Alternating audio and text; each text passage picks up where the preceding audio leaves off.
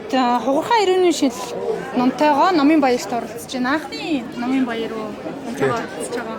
Сэтгэл ер нь ямар байна?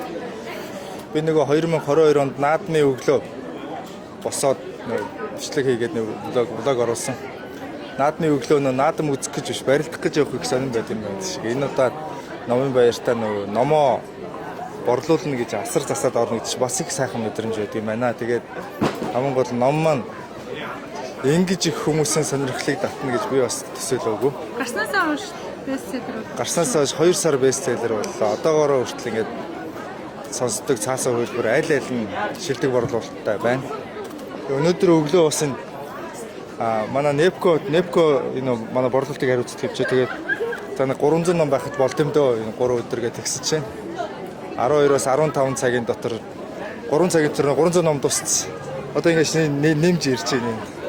Нэмээд хэдийг загсан байна вэ? Одоо за лав 1000 гол явах юм шиг байна гэж одоо одоогийн байдлаар бодоход бол тийм л төсөөлттэй байна. Дараагийн номын сураг бас гарсан байсан. Тэр дараа ирвэл хизээ бичгээр төлөвлөж нэсэг бичээд аль хэдийн эхэлчихсэн байна уу? Нэг нь бол аль хэдийн бичгтээ явж байгаа. Яг төлөвлөж байгаагаар бол одоо би нэг дахиад над 3 ном байна. Нэг нь орчуулгын ном байгаа.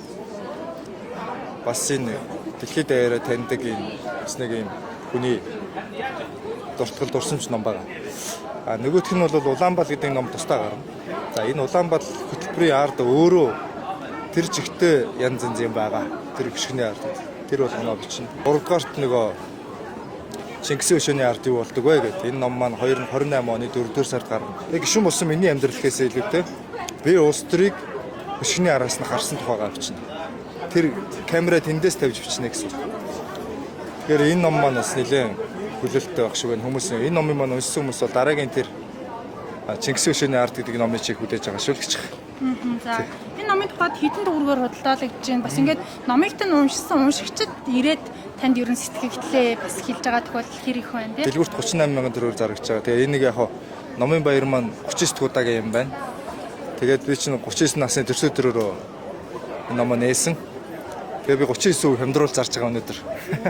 Яг тоог нь ингээд би юм уу их ярина. Тэгээд 39% хямдрахаараа 23180 төгрөг болж байгаа. Тэгээ 23180 төгрөгөөр зарж байгаа. Тэгээ номын маань унссан хүмүүс асар их ирж 3 үг хэлж тэрвэрж байна. 3 өдрийн турш та өөрөө байх уу энэ? Яг ингээд яг энд байна.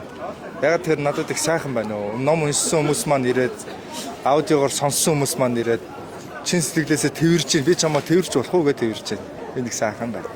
Гişүүд бас ирсэн танд зориг нь бас тусалж байгаа шиг шүү дээ. Өмнө үлгэлцээ үү. Тийм. Бас би энэ асар дээр зарим гişүүд маань бас ном гаргасан гişүүд маань асрын бүртгэлээс хоцорсон. Тэгээ би гişүүдээ хамт суучих гэсэн.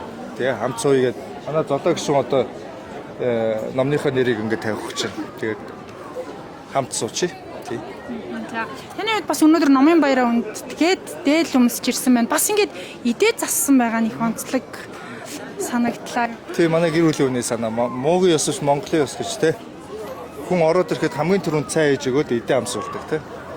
Энэ бол одоо манай нүүдэлчдээс үлдсэн соёл шүү дээ. Одоо нүгөө явцдаг тэгээд нүүдэлтэй хаагуур эзэнгүй айл руу орж ирэхэд тавхтай өдөө байж идэг, цай байж идэг те. Тэгээд ер нь бол дундаа хэрэгэлдэг байсан шахуу шүү дээ. Бид нар шиг ингээд нүүдэлчд ялангуяа тал нутгийн хүмүүс бол тэгээд тэндээс үлдсэн энэ орж ирэнгүүчүүд ингээд идээ өгдөг.